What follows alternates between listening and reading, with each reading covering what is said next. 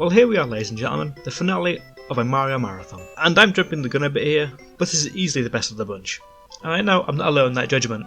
My history with this game is a little similar to Mario 2, where I first experienced it with the playable demo in Smash 4, and then the full game when released on 3DS in 2016. The Dark Ages. The 3DS had a huge content drought that year, so I thought I'd do something with this bloody paperweight. I hugely enjoyed it back then, and I still do now.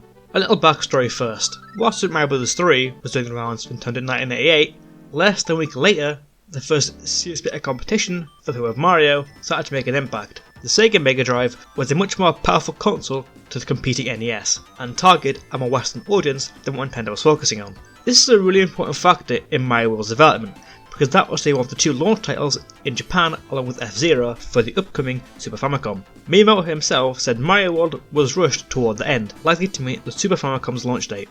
While released in Japan on November 21st, 1990, the North American release didn't happen until August 91 and April 92 for Europe. On release, both the system and Super Mario World were a huge success, becoming the best selling game on the console, so let's stop stalling and see what makes it tick. The first thing I want to talk about is this game's soundtrack. It's great. A lot of the soundtrack is very welcoming and really pleasant to listen to. I think the title track describes how I feel about the music overall. It's not super in your face or extravagant, but it's still nice in its own way.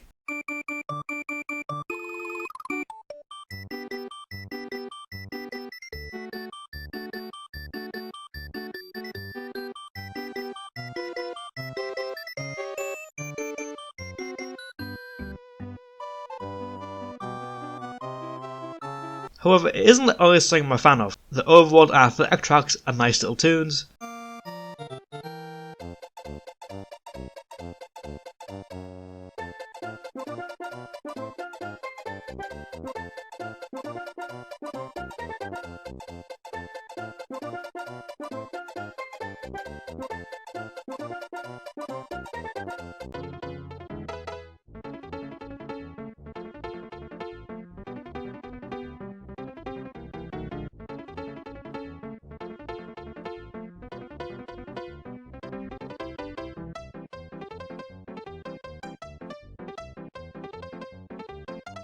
The bonus game music is great despite how little you hear of it.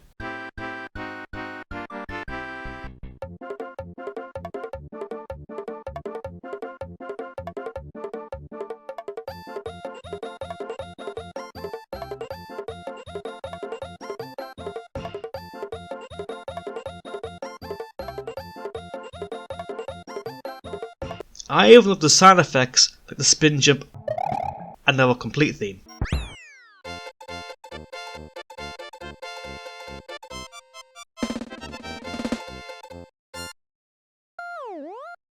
It's not all hits mind. Vanilla Dome sounds like lounge music, and the Valley of Bowser is something you hear inside Tucson nightclub.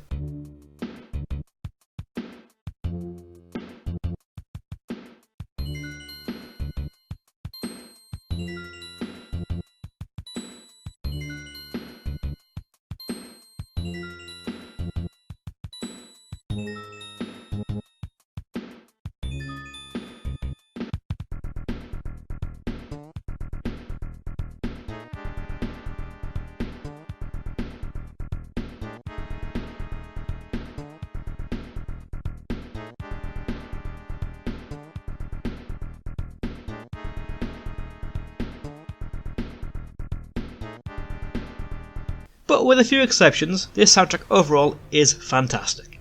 The presentation doesn't stop there though, because this game looks great too. Mario and Friends transitioned well into the 16-bit art style, and the sprites and animations are colourful and fluid. There's tons more detail and shading compared to 8-bit stuff, and the backgrounds have a lot more going on.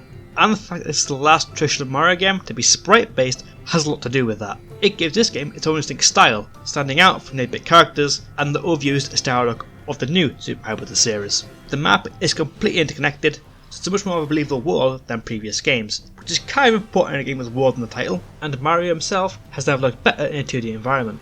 The same can't be said about his new dinosaur Palazce though. It looks okay most of the time, but on the world map screen, it's like it's seen the end of the world. Maybe that's what it sees when I toss the motherfucker into a pit. But the game isn't all about how it looks and sounds, so how is Mario World to play? We have 5 games in now, and the formula is still largely the same, but it's now refined to the best it's ever been.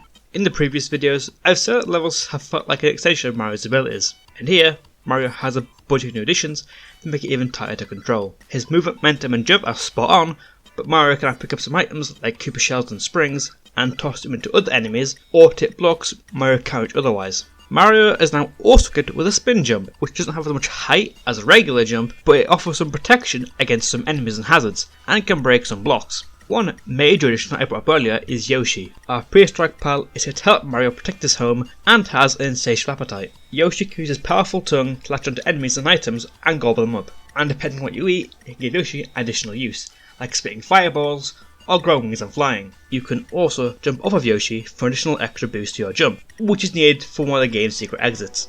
As for power-ups, the Super Mushroom, Star and Fire Flower act the same as they've always done, but none from Mario 3 are retained. Instead, we have the Super Leaf as our one new power-up. This thing is great. It turns Mario's spin into an attack and gives Mario the ability to glide over the stage similar to Nukisu in Mario 3, but it's way more fun and satisfying to master than that leaf. By rocking the D-pad back and forth in a good rhythm, the player can maintain their glide into a fly, letting you bypass all of the stage below you. There is another power-up in the game called the P-Balloon, which causes Mario to inflate and to ruin my touch history. This power-up is hardly used outside a few stages, and even then, it's usually just for a cheap gimmick. The previous games have sort of half-heartedly had a feeling of exploration, with little secrets and bonus streams you can find. Mario World encourages and sometimes requires the use of exploration for progress. Here, a bunch of levels have secret exits that lead to brand new levels and alternate methods of clearing the game. You can completely avoid the third castle stage by finding the right secrets. Some other exits can result in a path to Star World, or to stages called Switch Palaces that turn these block outlines into actual bricks by ejaculating over the world map. I love the exploration in this game. It gives more dimensions to stages and can help to make some levels more memorable.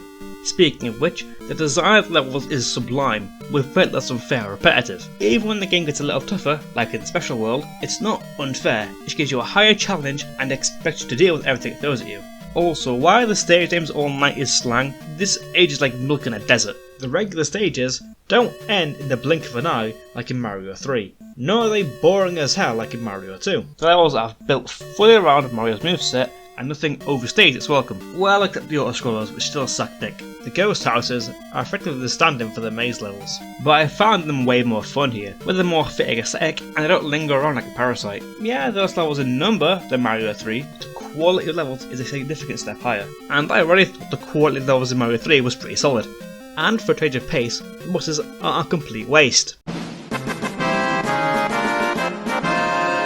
Well done, you tried. Yeah, they still aren't terribly complicated, but some of these are actually a challenge this time, with the final battle against Bowser finally standing out, having to throw the Mecha Koopas at the right time to fall onto the king's head.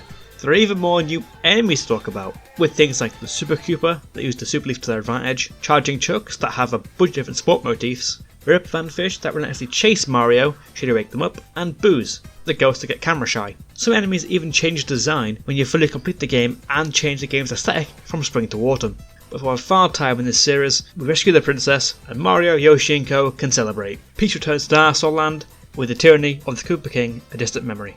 Super Mario World is without a doubt a fantastic 2D platformer, and its influence can't be understated. As a pack-in for the SNES, it was essential that console selling as well as it did, and introduced so many people to that era of games. Yoshi is one of the most popular and recognisable characters even outside just the video game landscape, so much so that the next game after this was a prequel to Mario World focusing solely on Yoshi, which in turn had its own series of games. In terms of its creativity, freshness and gameplay, no other 2D Mario title comes close in the 30 years since Mario World's release. This game is my favourite in the entire Super Mario series, perhaps only rivaled by an inside adventure across the galaxy. And would you look at that, I finally finished the series. I've really loved revisiting all these games. Well, maybe not all of it. With the exception of Lost Levels, I had fun in every title I played, and I wouldn't hesitate to play some of these again immediately. While my loyalty lies with the Bomber in Blue, the Plumbers games are an obvious recommendation. As for what's next for me, well, if you stick around and subscribe, you'll definitely find out, but I certainly have a couple ideas circling around. But for last time in this Mario Marathon, thank you very much for watching, and good night.